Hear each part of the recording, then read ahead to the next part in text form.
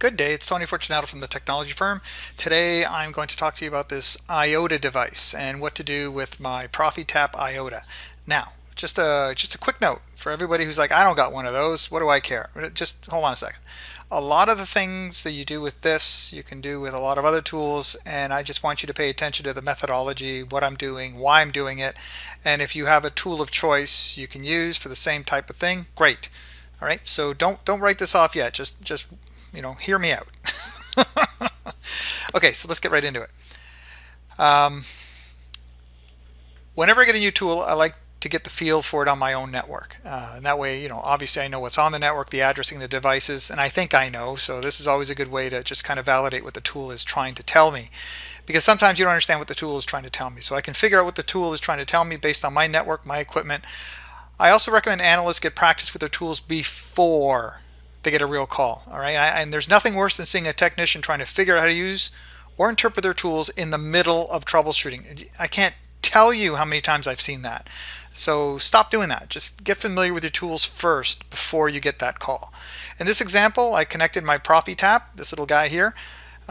It's called an IOTA, in line between my access point and my switch. So it's a packet capture device. It's got a hard drive on it, and it'll capture your packets. This isn't a sales pitch for it at all, so that's as much as I'm going to tell you. If you want to go check it out, just go to profitap.com and you can go find the IOTA and get all the information that you need.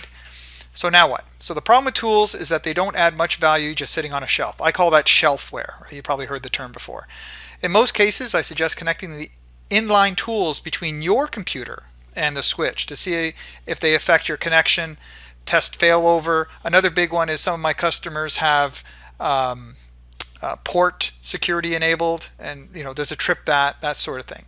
In this video, I want to get familiar with some of the basic navigation, determine if there's any network issues that I may not be aware of, because it could happen, and then figure out what quick things you can use your tools for. That way you'll use them more regularly. And that's the thing. I did this workshop, and I always said top 10 things you can do in less than a minute, and people love that. So this is that same kind of methodology. I am working on the top quick things to do with any tool, right? So I'm going to have that one coming out as well. And of course I'll do the same thing for the IOTA. So the main screen looks like this, typical dashboard. And what's it trying to tell you? Well, the bytes in and out, the packet rate. You can see how many bytes and packets are in this view that I'm looking at right here. Down here, you can see the top clients and the top servers. I always like to find out, how do they find out what a client is? How do they find out what a server is? All that kind of stuff. I'm not going to get into that now. At the top, we've got some filters and a custom search screen. So again, this is not a training session for an IOTA. I just want to show you what the dashboard looks like. So just a few observations. So now, it's important to determine what the default reports or dashboards report, and if you can modify them. And that's a big thing for me. Some tools you cannot modify any of this stuff. With this I can, so that's kind of a plus. Yay! Since network capacity and speeds are measured in bits, it's important to note the default for the home dashboard graph is bytes. So bytes to bits, it's pretty easy, just multiply by 8. Some people will just even say 10 just to give you a rough number because 8 hurts their brains, but it's not a difficult formula to use. So according to my chart, my Wi-Fi is running steadily at about 32 megabits per second, right? That's odd, because I didn't think my Wi-Fi was that busy. So it's got my attention now. This is my stuff. So I'm like, Since the packet and traffic rate is consistent, either a huge download is happening or it's some kind of background process. I've seen this before where you get like a Windows update, right? Or a couple of machines get a Windows update and it slams the Wi-Fi for a while. Maybe that's what this is. I'm not sure, so I want to kind of check this out.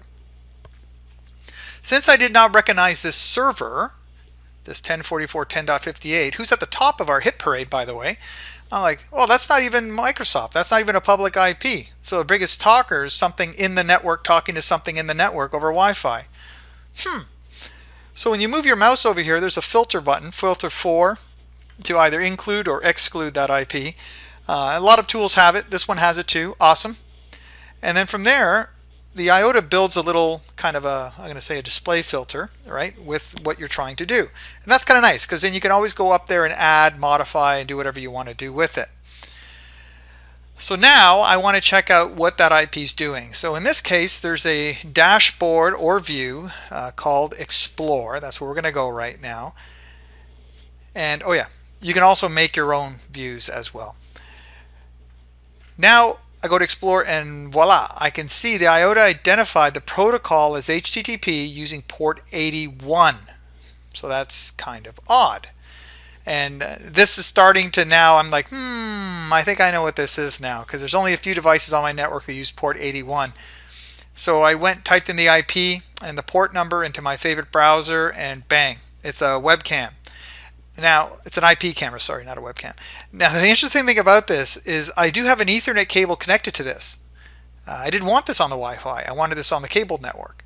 So the Ethernet cable is plugged in, the link light is active, everything is working just fine, but the camera is preferring to use Wi-Fi over the cabled connection. Isn't that interesting? I didn't even know that. So I went to the camera, I deleted all the Wi-Fi information from the network configuration, and now it's using the Ethernet port because that's all it has a choice for. So that's kind of interesting how, in this case, a little bit of baselining, if you will, and troubleshooting. Now I understand the behavior of my camera, because I thought for sure it would do the opposite, and obviously it did not. So there you go. Something to do with my IOTA or any other tool that you have that can do that as well. Have a good day. Bye for now.